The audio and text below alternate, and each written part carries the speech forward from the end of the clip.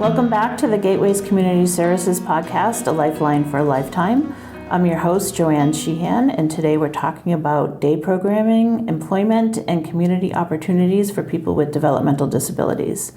Joining us today are representatives from two incredible organizations here in Nashua that partner with Gateways.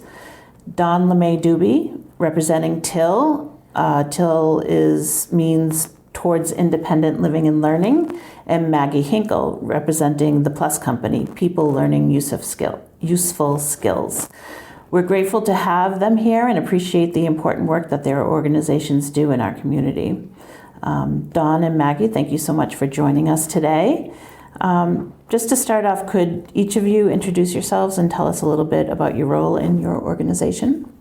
Maggie, you want to start? Hi, I'm Maggie Hinkle. I'm the Director of Career and Business Services at the Plus Company. So I oversee employment skills, training programs, placement, and support so that jobs can be retained. Okay. Dawn? Yes, my name is Dawn LeMay-Dubie. I am the Director of Day and Vocational Services.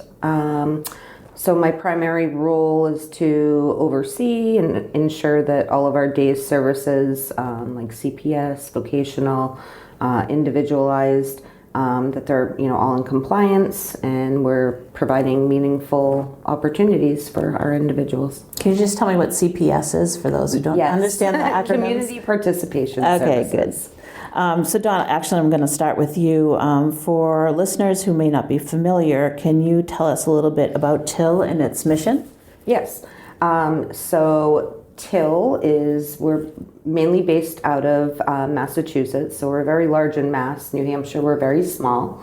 But we have been in business since 1980, and we provide all different services, vocational, community participation, residential services, and TIL's mission is committed to working with people and their families to create meaningful lives connected to one's community and all that it has to offer. And we realize this mission through individualized residential, vocational, therapeutic, and support service opportunities. We grow and learn and change together with the individuals and families that we support. And central to all of our services is the recognition of each person's right to self-expression and self-determination in managing their life. Love that. That's a lot. It is a lot. It's great. Great mission. So one program people often hear about is Cravings Cafe here in Nashua. Can you tell us what that program is and how it works? Sure. So Cravings Cafe and Gift Shop is located downtown Nashua. It's primarily a vocational program where we provide culinary training that's in a real world setting. We're a real functioning business. We serve kind of like hot lunches to charter schools and private schools, and that's where our individuals get their real world training in the culinary field. And then we also provide community outings.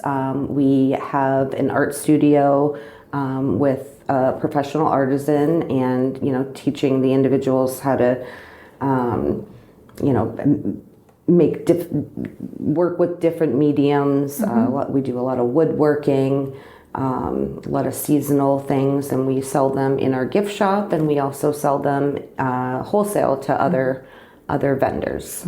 I've been to Cravings. I love always looking around in there. So what types of work do people with developmental disabilities do in Cravings? I know there's a kitchen, and you mentioned the art section, but how are they building their skills? So they pretty much do everything. We have a group that focuses more on the vocational aspect of things and the culinary aspect. They do, when individuals first come in, we do an assessment to kind of see where their skills are. And we kind of work off of that, but we teach them, how to use knives, how to use all the kitchen equipment safely. Yeah, we don't want to lose any fingers or anything like that. But how to make cookies from scratch. We do a lot of like I said, for the schools. So that's unfortunately a lot of like frozen foods. So they have to figure out how much is needed for the next day for the students, and they count it all out. Put it onto sheet pans. We also have to, count out all the milks and utensils and all of that stuff. Portioning, inventory. We have individuals that, work more in the front in the cafe, dealing with the customers, keeping everything nice and clean and tidy. So everybody has a part of the business. So as far as the individuals working in the kitchen or in the art studio, when they first come to your program, are they hesitant to start learning new skills, or are they gung-ho, give me the knife? Yeah, it really depends on the individual. Some of them come in and they don't want to do much of anything. But once they see their peers, doing these things, then they kind of give in, and next thing you know, they love it, and they're off and running. Yeah. That's great. So what other day programming activities does TIL offer aside from cravings? So we offer the community participation. Generally, that's either a 1-to-1 up to like a 1-to-3. So one staff with either, working with just one individual or up to 3 individuals. And I assist them with kind of creating a schedule based off of the individual's, skills and what they enjoy to do. And, some of them, might be looking for employment, and some of them might just want to go bowling. Mm-hmm. So, we will offer those things. We do a lot of volunteer work within the community. We think it's important for them to give back to the community. Mm-hmm. We go on field trips, different. It's a lot of community-based stuff. Yeah. And, Cravings never was like that. It was purely vocational. Mm-hmm. And over the years, we've kind of shifted a little bit because we just felt that it was important for, especially the individuals that we have that primarily work in our art studio. They're not dealing with the public as much as the people that are working in the kitchen and in the storefront. So it's good for them to get out and participate in our community. Mm-hmm. Great, sounds wonderful. I'm going to hop over to the Plus Company, Maggie. Hi.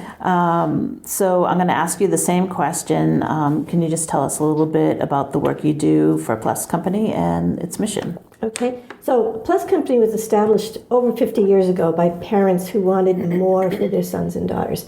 And so we have a facility in Tewksbury, Mass. As well, but primarily in Nashua, and we serve over 300 individuals.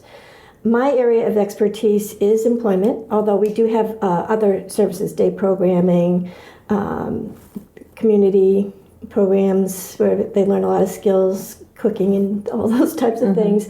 And residential, we also have a residential service. Mm-hmm. So in terms of the Career and Business Services Department, our theory is, we're here to support both the employers and the individuals. So by providing them with people who are ready for employment and who can fulfill the needs of the employer, it's not for charity hiring, is to fulfill the need.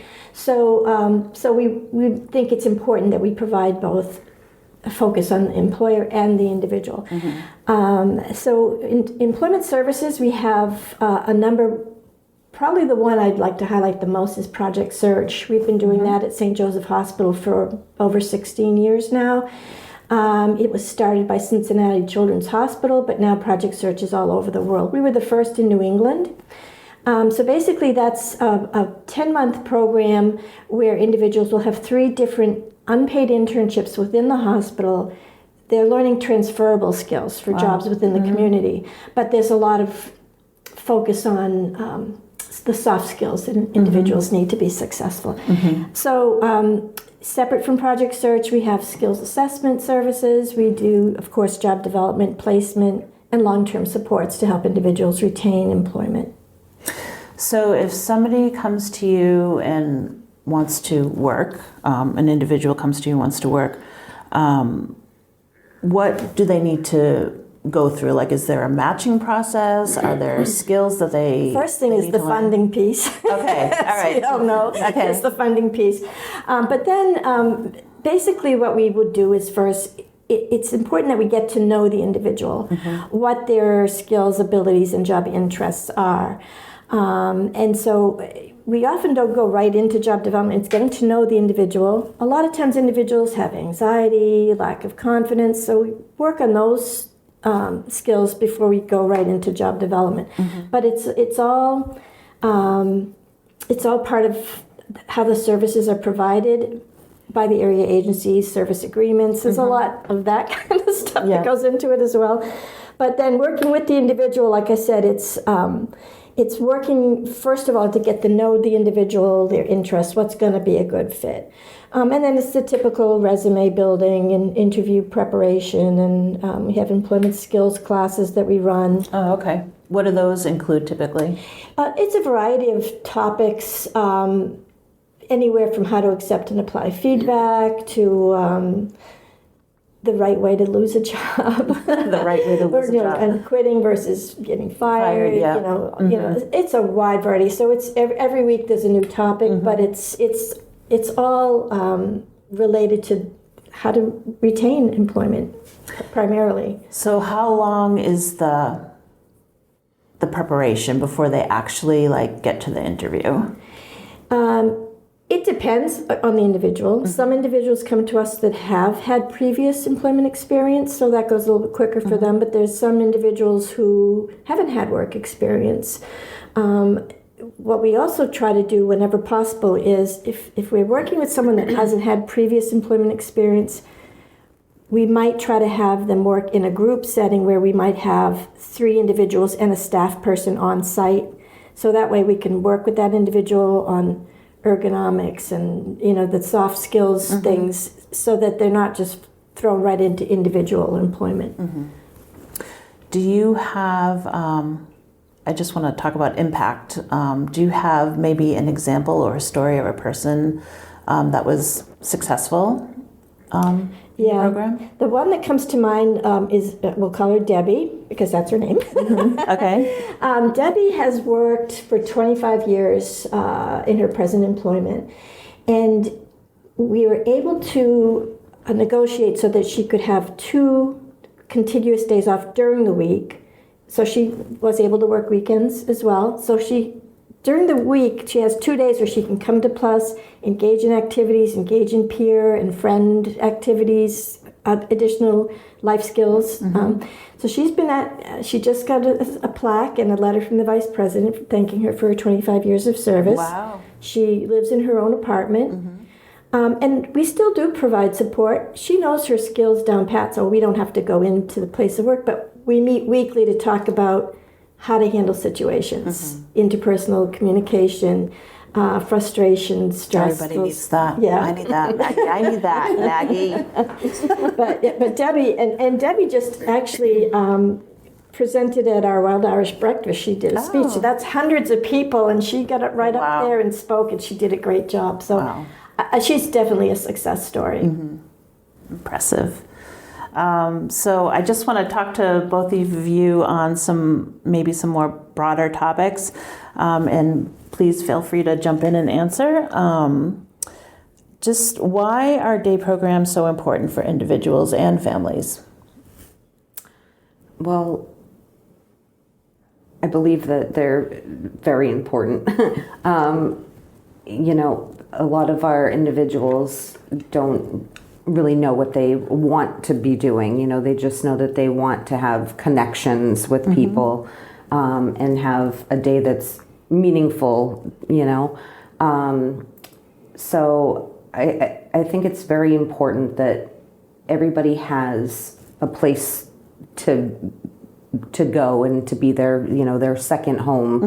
And for the parents, they see big changes that they don't normally see. The individuals really, I think, learn a lot outside of the home, and I think it's just healthy for everybody. Do you think that's kind of like shocking to parents when they send their kids out into the world and then they find out like, wow, they can really do that. I didn't know they could do that. I hear it all the time. I hear it all the time. Yeah, like some of our guys, are washing dishes and cleaning bathrooms, and and they're like, the parents, are just blown away because at home they're just like sitting can't around. do that. Yeah. So I hear it all the time. It's all about building confidence. And so, for instance, a lot of our folks, you probably do too, are doing volunteer work with Meals on Wheels or whatever. So making them feel like I am an important part of the contributing part of the community. And it just builds their self-confidence. That's the number one thing, I think, that we'd like to see, that we work toward. How big of a role or how important do you feel community interaction is with day programming? Whether it be the business that's hiring the individual or just, going out and into the community and doing different things? I think because it provides a wide variety of activities, experience, and the opportunity to meet new people, to integrate into the community, really. I think that's so important. Yeah, I agree. I think that it also shows the community that, our folks are capable, wonderful humans. And I think it kind of gives them a different perspective, seeing them, out in the community, having fun, laughing with their peers, or volunteering and helping others. What do you wish more people understood about individuals with developmental disabilities? I wish they would know more about their abilities, their hopes and dreams, that they are productive members of the community and they're living their best lives. Same. Exactly. Anything you want to add? So what advice would you give to families who are exploring day program options? Start early. Start really good. Start early. I think that high school is really where you need to start getting, talking to the right people, staying involved in everything that's going on up until they're finished, with their high school career. When you say start early, does that also apply like to not only exploring different day programs, but are there like current wait lists for day programming? It's confusing for families. Yes. There's Voc Rehab, there's the area agencies, there's different funding options, there's just the Medicaid waivers. There's just so much, and it's difficult, especially with a lot of times parents have more than one child with a disability. It's very, very difficult. So starting early and understanding the options that are available, not just with the service providers, but the nuts and bolts of how is it funded, how do I get my son and daughter enrolled, wait lists. There's a lot. Does that typically happen in high school? Like, is there like a person that knows the ins and outs and like? I think they're supposed to be. I mean, is somebody who is explaining this to the families? Well, yeah. Does it fall on the day program provider, or does it fall on the high school advocate or I think it's contact primarily person? by the area agency. Okay. Going into the schools, establishing relationships with the departments, the special needs departments. We certainly reach out because our program at Project Search is ideally for individuals in like their last year of high school. That instead of being in school, they're in our program. So we reach out to the local schools, but I think. So would they do that with their service coordinator? the family, the Ideally, individual. we have a sales service coordinator. Sometimes they don't. Sometimes they're just coming in. Sometimes they don't know the system at all. Okay. Yeah. Yeah. Wow, that would be really hard to navigate in any situation. Yeah. Whether you're, you have a service coordinator or case manager, or if you're just newly coming in. Okay, any other advice you would give families or individuals exploring day options? Anything? I think it really comes down to the starting early. Okay. I mean, we, have seen periods where young people have graduated from high school and now they're sitting at home because they don't know what options are out there. So it's really, I think it would be great if there was more education for families. Yeah, around services. Agree 100%. I've gotten, I can't even tell you how many phone calls from parents where their child has just graduated or aged out of school and they would like to come to Cravings, but they have nothing set up, so, and they have no idea what to do. So it's How do they typically tricky. find you? Mostly word of mouth and gonna say word of mouth. other families. Yes. Yeah. Okay, so before we wrap up, where can people go to learn more about your organizations or get involved? So you can check us out at tillinc.org. That'll bring you to our organization's main website. And then Cravings has Facebook and Instagram, and it's cravingscafe.nashua. Okay. And we are very active on social media. We like to kind of put everything out there that we're allowed to. But we get a lot of really good feedback from that, and families love it. So check us out there, and Great. Maggie? Pluscompany.org, and then we would be happy to arrange to meet with individuals, give them a tour of the facility, just meet to discuss what their needs are, and then hopefully point them in the right direction of how do they get to where they want to go. All right, sounds great. Thank you both for sharing your work and your passion for supporting individuals with developmental disabilities. And to our listeners, thank you for tuning in to Gateway's Community Services podcast, A Lifeline for a Lifetime. We appreciate you being part of our community, and we look forward to connecting with you again in our next episode.